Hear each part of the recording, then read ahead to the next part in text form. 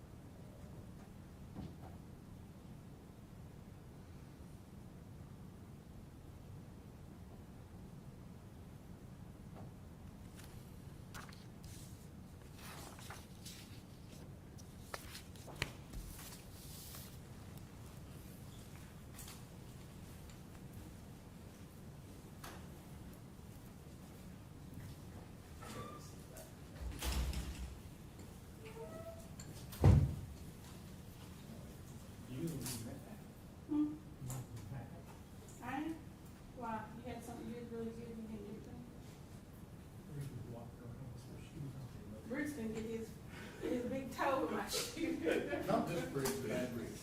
No, I knew who he meant.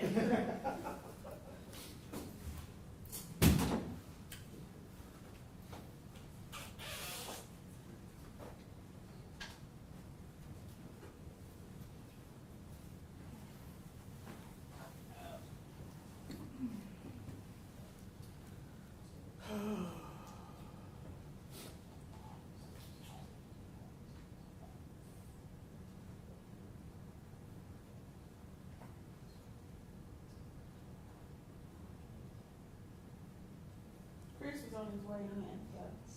Who? Chris, he's over the attorney. I don't know what he was at. Chris Burger.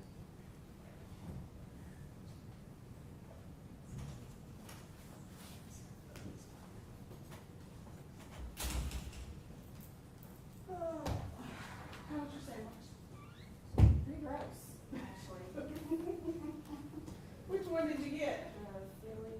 Oh, no, I just get the little hometown ham and cheese, because I've realized they do the ham and cheese, add bacon to it, and come out, I mean the turkey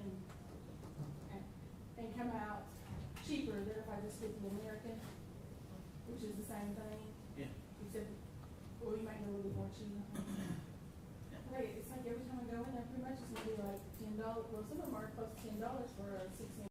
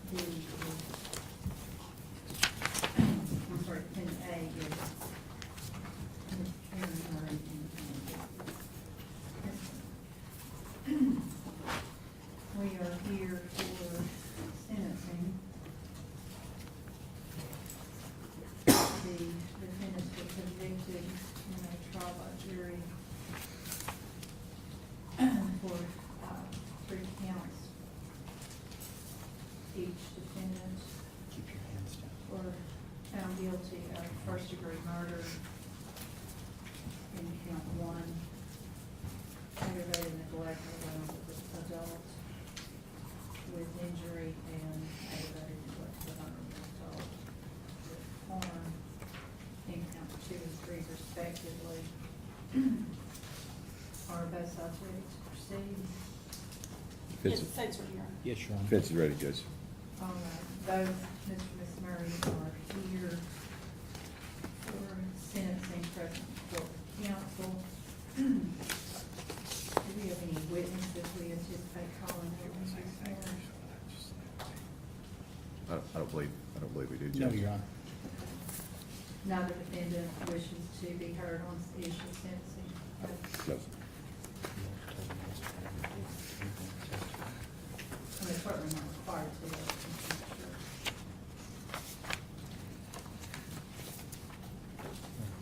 sure. No, Your Honor.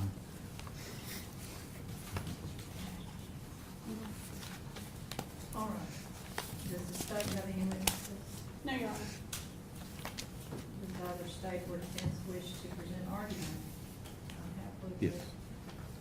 the enhancement and, mitigation factors in the sentencing, guidelines for the state of Tennessee. Prior to today, for the lesser offenses of the neglect of a minor adult and the issue of consecutive versus concurrent sentencing. By the state to address those issues.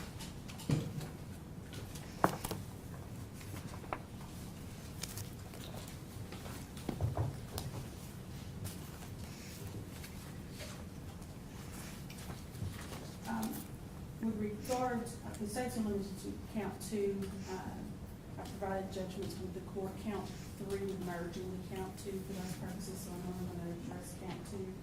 The state feels that, enhancement factor number 5, the defendant treated or allowed the victim to be treated with exceptional cruelty during the commission of the offense would be applicable in this case. The treatment of the victim exceeded what was required to establish neglect or abuse of a vulnerable adult. She was allowed to lay in her feces. The testimony at trial was that it was at various stages, even at the point that it had mold on it. The urine had crystallized. In Michael Murray's statement, he talked about at one point they had decided that they would finally go check on her, that, basically they hadn't checked on her in a few days. And so they decided that they would finally go in there and check on her. The state would also, note the fact that she was allowed to lay there with the injury that she received without any medical care or treatment. And even, one of the EMS workers, testified that she had screamed at one point when she was, they were attempting to move her, and that was with, the assistance of the fire department, helping them to try to keep her as mobile, and one of the EMS workers held the leg stable, and she still cried out in pain when they moved her. There was testimony from, the treating physician that at the point to where they tried to remove, try to clean her up when she was at the hospital, that in her efforts to do that, some of her skin came away. During that, we would note, that, while the defendants in their statements that were played during trial stated that they didn't know how it happened, Mr. Michael Murray said that somebody would have had to come in, a burglar or something, and he didn't do that. He didn't know how it happened. Karen Murray stated that she thought that, it was just her regular edema, I think I'm not pronouncing that right, but, swelling of her legs, from before, and that she didn't think it was anything of that. The proof that came out at trial was that the call to to 911 stated that the victim had fell a couple of days before, and that's how the injury was caused to her leg. The proof at trial was also that the husband, Anthony, known as Tony Murray, by the defendant's own admissions, was mostly at work most of the time. The care of their mother, Sheila Murray, was basically pretty much in the hands of both of these defendants, with the primary care being that of Karen Murray. So the state feels that the conditions she was left in exceeded what was required to establish the elements of the offense. It was particularly cruel. And in fact, Karen Murray stopped medical treatment from coming to Sheila Murray, who was non-communicative at the time. The testimony through the statement of Karen Murray was that her mother's health had begun to deteriorate even further, knowing that, between visits, knowing that she still counseled that visit, which was an in-home visit, because she can't remember, but she thought maybe because she herself wasn't feeling well. And she never rescheduled that. So people who would have been coming into the home who would have access to the victim to be able to assess her and actually provide help was kept away by the actions of Sheila Murray. Not Sheila Murray, excuse me, Karen Murray. So we would say that enhancement factor number 5 is applicable with regard to enhancement, with regard to that count. Mr. Byrd, on behalf of Ms. Murray. Thank you, Judge.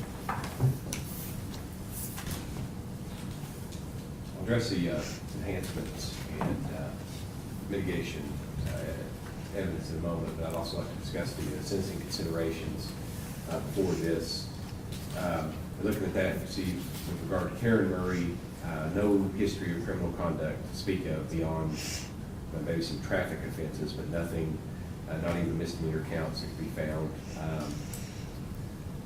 You know, she's not somebody that's in and out of jail. She is, before this, wasn't somebody that was even on the radar of law enforcement for doing anything. You look at confinement being necessary to avoid appreciating the seriousness of the offense. The minimum sentence in this, which would be 8 years, 8 years to serve on that, wouldn't be appreciating the seriousness of the offense, given the position that Karen Murray was in. These are poor people that were put in the worst circumstances, something that they were completely unqualified to handle. Their mother gets sick in a way they think they can handle. Clearly, things got beyond their ability to do so. Karen Murray doesn't have financial resources, doesn't have the knowledge, doesn't have the autonomy apart from her father's direction to do things differently. Now, would she if she had those things? I mean, we'll never know exactly. But this kind of gets to the state's argument with regard to the enhancement factor of cruelty. I don't believe, cruelty, I believe, implies an intentional action of some sort. Cruelty is showing something towards someone. They're charged with neglect here. These are two people that clearly didn't know how to handle the situation that they were in. Did they know how bad things were? Did they see like the broken bone in their mother's ankle? I know that it's implied, and some through the state's argument today, it's implied that there's something to Karen Murray canceling that in-home visit, as though somehow that's some kind of cover-up or something. But there's no evidence to say that. There's nothing to say that she was lying about not feeling well on the day that somebody was going to come in, and why she rescheduled things. There's no evidence that came out of trial that appointment was not rescheduled through any sort of intent to cover something up or through any sort of maliciousness. There was no evidence come out at trial to indicate that she was lying when she said she thought that they were going to reschedule with her. Now, is that is that some type of ignorance or naivete in terms of the way that the process works? Perhaps, but in terms of saying that it's evidence of some type of cruelty or some type of malice or intentional action, I just don't think that came out of the evidence that we saw at trial. Talk about deterrence. I think that's a nullity in a case like this, because the circumstances here are not something that are readily repeatable. I take the language about deterrence to say, how generalized is something that we're looking at here. This is a very specific set of circumstances to these particular people, and we're not talking about somebody shoplifting from Walmart or somebody selling dope or kidnapping or rape or something like that built in, somebody knows what they're doing is wrong. I don't think deterrence is a factor that really has any bearing in this, because I don't think that any sentence that these defendants get had, hopefully nobody in the entire world would ever be in a situation like what the Murrays were, but this is such a unique set of circumstances and the way things develop that I don't think the deterrence factor is something that will apply. Just talk about her having no record, measures less restrictive frequently applied. There's never been any measures less restrictive applied to Karen Murray because she hasn't been in any kind of trouble. I believe the 8-year sentence on that is all that be necessary to achieve the purposes for the sentence imposed. I mean, Ms. Murray, I understand, obviously, with a life sentence. I mean, I know it kind of seems sometimes pointless to argue about this type of thing, but it's what we have to do. I think she'd be the type of person that, all other things being equal, that would be very amenable to some sort of rehabilitation for whatever it was. Again, there's no evidence that Karen Murray is a malicious person or a cruel person or a criminal at heart or anything of that nature. In fact, from looking at this, I think there's some argument to be made that the circumstances that applied here might fall under Factor 11 and the mitigating factors about unusual circumstances, about a sustained intent to violate the law here. It's not clear that either of these defendants knew that they were doing something that was against the law. Again, is the conditions their mother was in and their care or lack thereof, or what they thought was adequate care, it would certainly appear due more to ignorance of the situation they're in, of being naive about the situation they're in, and again, at feeling like they don't have the agency to go against their father's wishes, which is something we heard again and again at trial about how their father is the one that calls the shots, and everybody in the family, even the daughter that testified at trial, everybody didn't want to go against Tony Murray. Everybody wanted to do what he wanted to do. Not because they're malicious people or cruel people, but just because that's what they thought they needed to do. And clearly they were in over their head. I do think these are very unusual, unique circumstances. I don't think that Karen Murray could have foreseen being in the position that she was. I mean, this isn't, something where somebody is, stealing 40 cars or dealing drugs for months or whatever else and put themselves in robbing a bank and somebody getting killed in the middle of it or something. I mean, those types of things could be foreseeable. I don't think that progress in things in this case were something where Karen Murray had any understanding that it was going to go as far as it did, and it was going to get as bad as it was. And again, I don't think that's due to cruelty or maliciousness. I think that's just due to ignorance and naivete of the situation. That's why I say, like, it wasn't shown in trial that she had any intent to continue violating the law. I don't think it's even shown that she knew she was violating the law. I mean, she's not some career criminal. She's just a person put in extraordinary circumstances, and unfortunately, she wasn't qualified to handle it.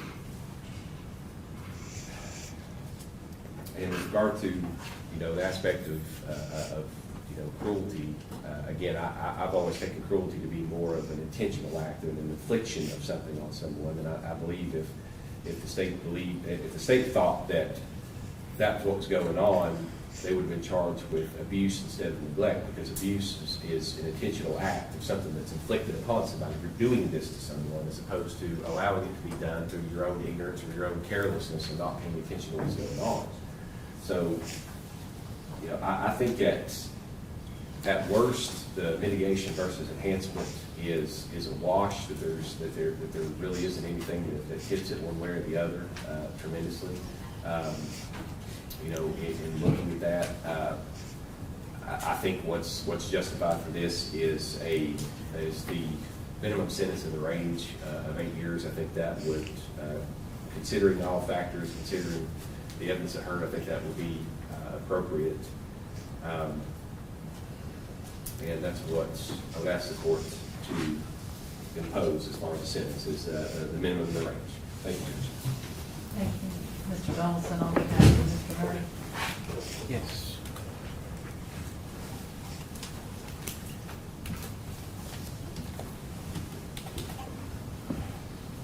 Judge, I'm going to be very brief.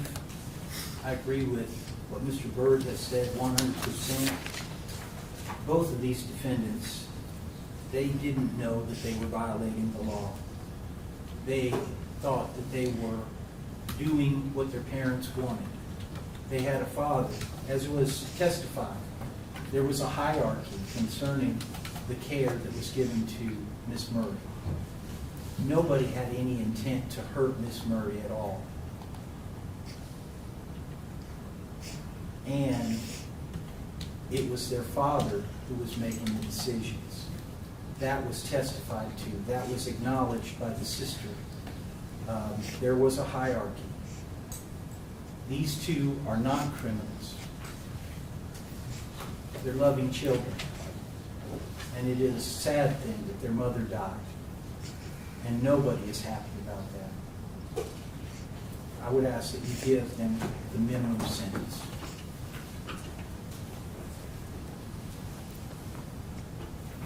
Ms. Secretary. You know, throughout the trial, there was this notation that somehow because people are poor, they don't know how to take care of family members. I think that does a disservice to people, that somehow because they're poor, they can't take care of people, when every day, all across the world, people who are poor and impoverished are taking care of people, know how people should be treated. Also a theme for defense throughout the trial was somehow that they were following what their father asked them to do, that somehow this was all Tony Murray's fault. But what he asked them to do was to take care of their mother while they sat at home and didn't work. Their testimony through their own statements indicated that they took turns leaving when they wanted to, that Karen Murray had been had assisted her mother when she needed to have her legs taken care of prior to this. There was testimony from the nurse who came out for the doctor's office, that instructions were given, that they were following those instructions. There was testimony from the sister that, well, let me go back to the nurse. There was testimony that in previous occasions when something had happened with Miss Murray, whether she had a bruise or something like that, that Miss Karen Murray spoke up. She mentioned those things. In her own statements, she stated that she knew both her and Michael Murray knew they needed to be careful with their mother's skin. That's why they use a special soap, is because they knew that they had to be careful with her skin. It was sensitive. And to not know that there is an infection, a huge infection, that is rotting through their mother's back, if they are taking care of her and cleaning her like they say they are, there's no way you miss that and don't know that she needs medical attention. By their own testimony, they had phones and stuff. They could access the outside world. They could have called 911. They could have done anything, but they chose not to. The defense says that this is a unique set of circumstances. No, it's not. Every day, people are taking care or failing to take care of relatives. They know the means for which they could have got assistance, but they chose not to do it. And an indicator of their guilty conscience is the fact that they gave the story to law enforcement, but they didn't know how it happened. But yet 911 was called because she had fallen earlier in the week and had injured herself.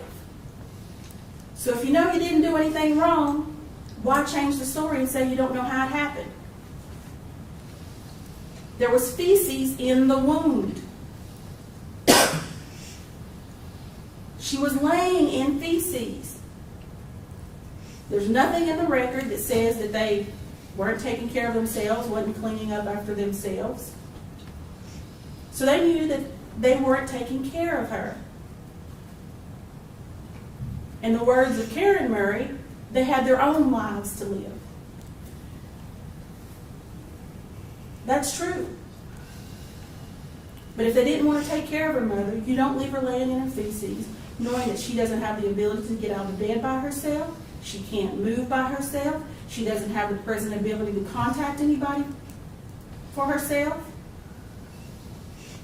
And as I stated in the closing arguments, yes, there is something wrong with the fact that you know someone's health is deteriorating, and you know that you're not, if you know that you can't take care of them, you cancel an appointment. You don't really remember why you canceled it, but you think it was because you were sick. You can't recall exactly whether they told you they were going to call you back or not. But as she continued to deteriorate, they did nothing. Nothing. And so there needs to be a deterrence. Because there are the fact that a lot of people can't afford to put people in the hospital or do stuff. But in this case, there were provisions for her to go to the hospital, but it would have meant that they might take the house they were living in. And the state's position is that was more important to them, for the welfare and the care of their mother. And if the way they treated their mother is the standard by which we determine that they are loving children, then that is an indictment on the United States of America. All right, that addressed sentence within the range. I think everyone agrees that both Mr. and Ms. Murray would be range one. They Yes, have sir. no prior convictions. I would like to hear any argument on factors as to consecutive versus concurrent sentencing. If any factors apply.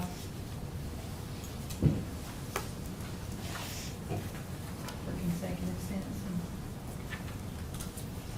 I didn't really see any that applied, Your Honor. The state did not see any. All right. I agree with that.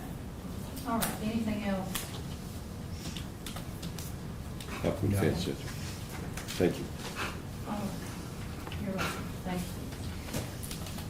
All right, on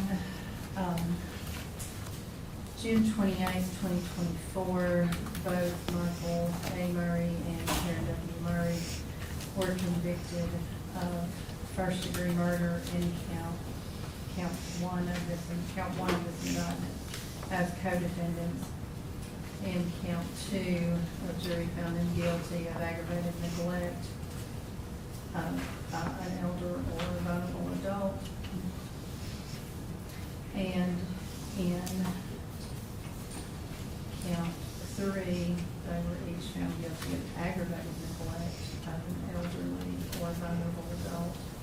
The victim being their mother, with whom they lived here in Johnson City, Washington County, Tennessee, and were charged with being her caregivers. The jury imposed a fine in counts 1 and 2 of $12,500 each. Count 3, I believe, was a Class C felony, so not that it makes that much difference, but I'll amend the fine. Thank you, Judge. The fine imposed in count 1 was $25,000. The only sentence that is available, the state did not seek life without parole or the death penalty in this case. So the sentence for first-degree murder during the commission of a felony, which would have been the aggravated neglect of a vulnerable adult, is life in prison, and that is a 51-year sentence, a little bit more than that, probably 51.4 years at this point. The sentence range for count 2 for each defendant would be 8 to 12 years, and for count 3 would be 3 to 6 years, which there's no dispute that from the state that those counts would merge as the elements are similar. And under 40-35-115, the sentencing guidelines on multiple convictions, consecutive versus concurrent sentencing, the state does not argue that consecutive sentencing apply for these particular counts 2 and 3 that would obviously merge. The court therefore will run the sentence to be imposed in counts 2 and 3 concurrent with the life sentence. Both defendants are, based on their dates of birth, are in their late to mid-40s. I think Ms. Murray is about 49 years old. Mr. Murray is about 44, 45 years old. So this is truly absent action on appeal that would bring this case back is a life sentence for these people. And it's an extremely tragic case. The court has reviewed the notes I took during the trial, and I will note that since they had no prior record, that was stipulated to, and the only sentence applicable in count 1 would be a life sentence. A sentencing report was not prepared. There's no enhancement in terms of in the range, no prior convictions to review. The court has reviewed the notes that I took during the sentencing hearing, or during the trial, excuse me. And this is an extremely troubling case. And I think the state is correct in terms of the determination was made, albeit by the person that's in the empty chair, Mr. Tony Murray, the husband of the victim, Sheila Murray, and the father of the 2 defendants. He's getting a lot of the blame, and of course, he passed away after Ms. Murray died and before the parties were indicted. He's on it, so he's getting a lot of the blame for the decision making on this. And I do think it was apparent that the decision was made to keep Sheila Murray at home with private care from the family, as opposed to placing her in either a rehabilitation facility or a nursing home, some type of skilled care, due to the possible ramifications of a lien being placed on the home. The testimony did support that was Mr. Murray's decision, and he made the decision to take her home. However, while he was working, Karen and Michael Murray did take on the responsibility and engage in substantial caretaking activities for their mother. Those caretaking duties began to either be overwhelming, they began to be too much, they imposed too much into their own lives, and that would have been understandable, and at that point a decision had to be made that it was beyond their capacity, beyond their ability. At that point, the decision should have been made to let authorities know she's in bad shape, we can't take care of her, it's beyond our ability. She's gonna have to be cared for by a professional medical team, nursing home, a facility that's designed for that type of that type of skilled care. That was not done. And Sheila Murray's condition deteriorated under the care of her son and daughter and the father, to the point that when EMS came to find her at the home, she was in such a state that a seasoned, trained emergency room physician was, years after Sheila Murray's treatment and death, moved to sobbing tears when she recalled her injuries and the condition she was running. The pictures are nothing less than horrific of your mother. And there is absolutely no way, it would be physically impossible for anyone who entered even the home, much less the room of Mrs. Murray, to not realize the neglect that she sustained. Her back was basically almost rotted out. The bed sore on her back was so large, it almost encompassed her small frame.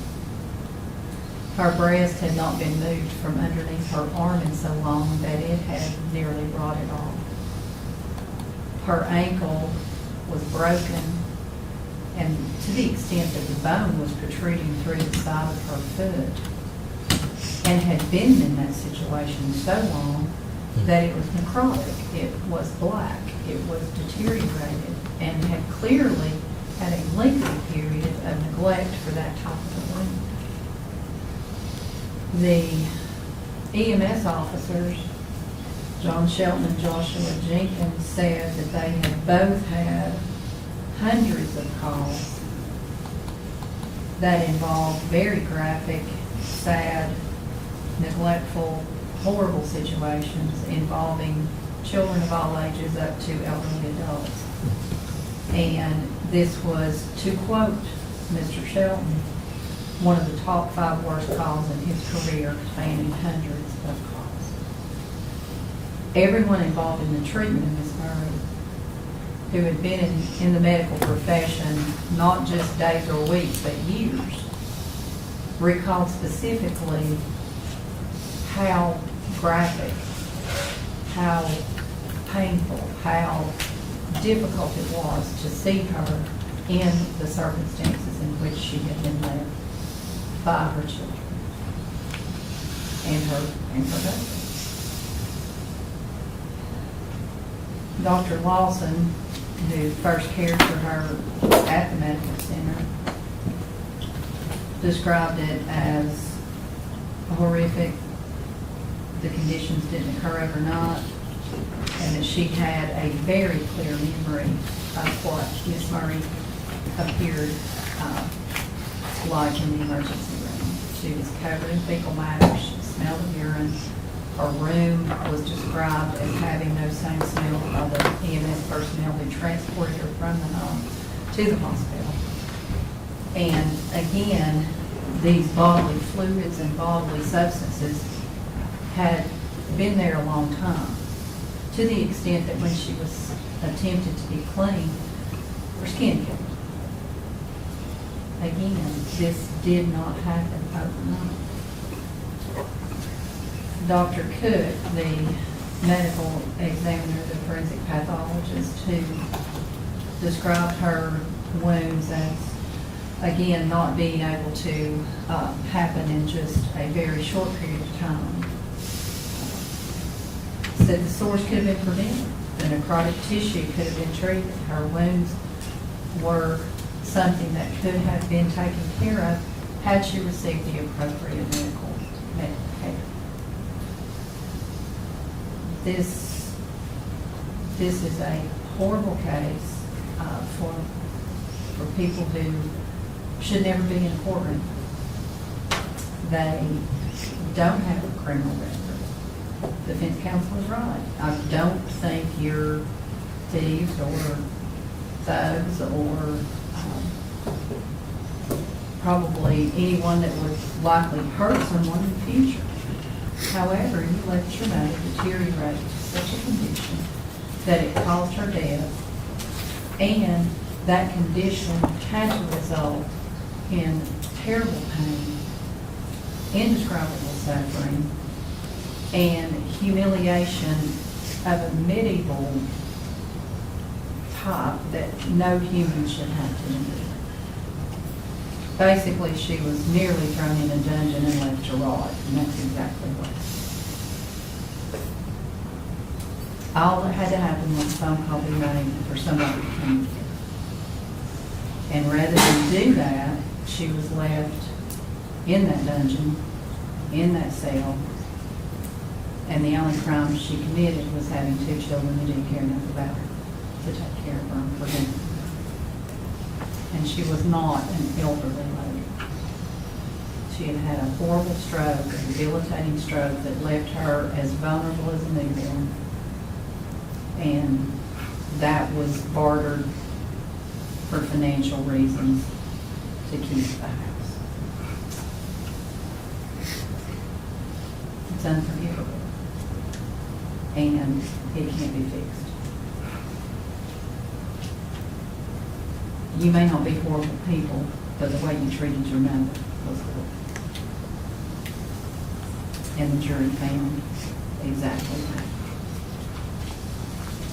Having said that, the state is right, a lot of people are being charged these days with neglecting elderly adults. We have an aging population, especially in this region, and we're seeing more and more of these cases. Deterrence might be a factor, but I think people just decide they're not going to do it. They're not going to take care of these folks. It's just too much, too hard. But whether it be for reasons similar to what Karen and Michael Murray did, along with the decision-making of their father, to, well, we're just going to keep the house and we'll do what we can.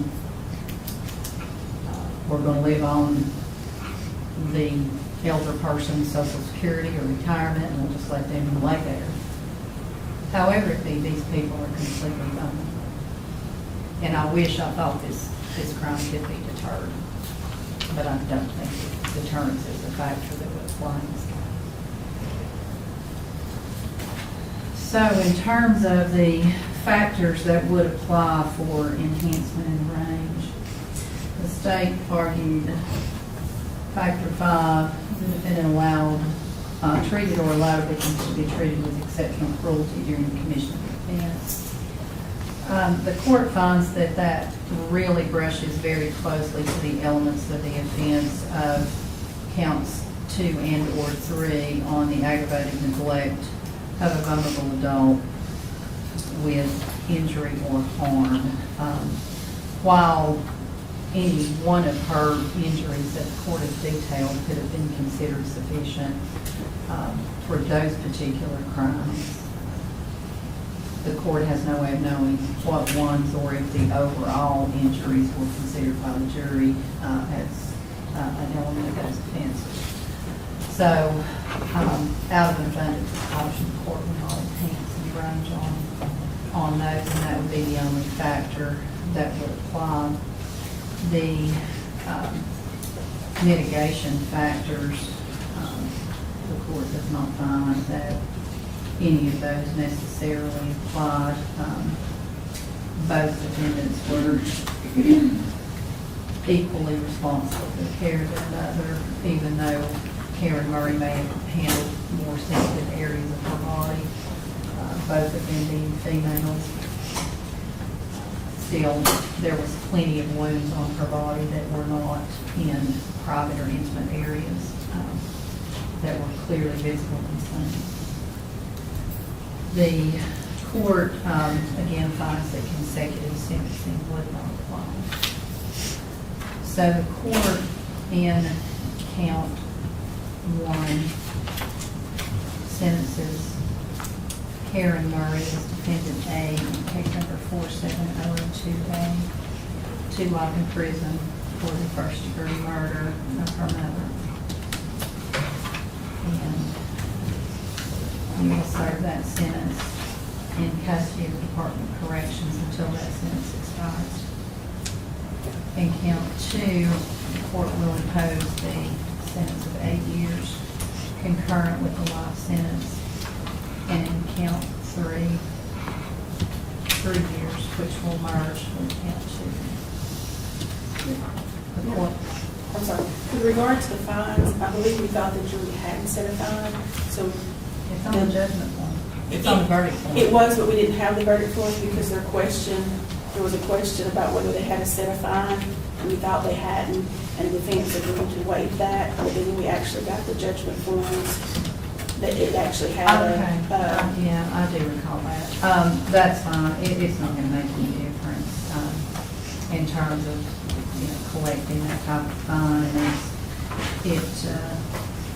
they'll earn a very small per hour wage with the state for any work that might be performed in penitentiary settings, so the court will not impose a fine. The jury on the verdict form did include a fine, but I think when they announced the verdict, they did say they did so. The cost or tax to each defendant. And case number 47002B, as to Mr. Michael Murray, the court does impose a life sentence based on the verdict of finding the jury. That is the only possible sentence. In count 2, Mr. Murray sentenced to an 8-year term concurrent with the life sentence. And in count 3, which will merge with count 2, a 3-year sentence is imposed. Extremely tragic case. Ms. Sheila Murray should have been cared for in a setting with medical professionals, and Mr. and Ms. Murray should be living their lives. As Karen Murray said, they have their own lives to live. Regrettably, both of you will be living the rest of your lives absent any action on appeal in the custody of the Department of Corrections. And you are therefore sentenced, each of you, to a life sentence. Anything else? I don't think I marked it.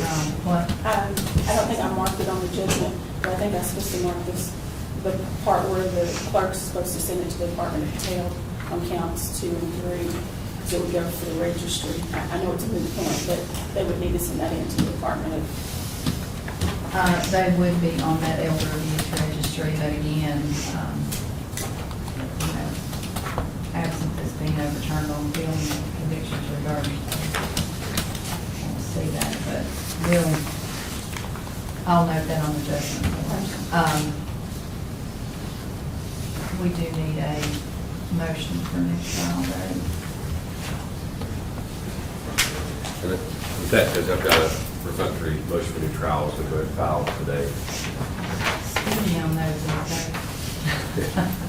All right. Mr. Byrd, consummately prepared. All right, you have asked for a transcript. Mr. Dawson, if you'll get me a transcript and file the motion for new trial within 30 days from today on behalf of Mr. Michael Murray. I'll file this with the clerk. And we'll give that to Mr. Schlott. I can't remember who covered this. I did. Yeah. You did? All right. We'll rotate court reporters. All right. The motion for new trial will go ahead and set. Again, liberal permission to amend the motion for new trial once the transcript is received. The motion should be filed not later than November 1st, because November 3rd is a Sunday. And I will order the transcript prepared, and a copy, just a duplicate, can be made for Mr. Dawson based on Mr. Byrd's request for a transcript. The motion for new trial, again, will be given liberal permission to amend the motion for new trial. How far out would counsel prefer to go? I- to hear the motion for new trial. We want a status date in January to see where we are. I know that on trials, some of which both of you have been involved in, the transcripts are still being prepared. Yeah. So I wouldn't expect this transcript to be ready before the first of the year. We decided Or in early. January Yeah. or that's- February. that's what dates we have. We have a miscellaneous day on January 31st. I Is might- that too close? No, well, my only issue, Judge, I've got a jury trial scheduled in federal court, which should be done by then. It's that week, starts the 27th, and it's not a factually complicated case. I don't imagine it will go to the 31st. And then we can set it for that, and if there's a problem, we could reschedule it. I've got February 20th. Can we do February 20th, because just in case Yeah. DeAndre Cole goes That- over, I don't expect it to, but it's set before that and that week. And February 20th. assuming that Mr. and Ms. Murray will be transported to a state prison between now and then, I will order them not to be transported since that's a status date. Again, I would expect that the transcripts will take at least the end of the year, if not more. And Ms. Shalott, who does most of the typing, our court reporter, she's had surgery, so she may be a little bit more behind than we normally expect. She had a rough go of it there for a bit. So we'll set February 20 for status, and unless council requests, I will not have the Department of Corrections transport either Ms. Murray or Mr. Murray for that status day. On February 20, we'll select a motion for new trial based upon whether you have already received the transcript and had an opportunity to review it in its entirety and prepare an amended motion for new trial. Thank you. Is that agreeable with this day? Yes, sir. I'll do it over today. Anything else to take up as consent? I do want to say, Move in, Judge. Thank you. Do y'all have y'all gotten back to Rule 12 information? Ms. I don't. James, you need to, look at a Rule 12 email. I don't think so. I don't think I- she usually logs them in right after we get a We'll do it. conviction. We'll do it. We'll get If it. y'all want to take a look at it, I've got to file those. Yeah. I just have to file them after the motion for new trials heard, but we try to go ahead and get them in line because honestly, we've tried so many first-degree murder cases in this district that we've got to be a long line of Rule 12 forms to send in, so. Again, Mr. Burke's been involved with a few of those. Few of them. All right. Anything else as to Ms. Murray's? I believe so, Judge. Thank you. Thank you. Appreciate your own representation and hard work on this case. Thank you, Very Judge. much. Thank you, both. General Ray and I approach on something else. So we're going to say thing.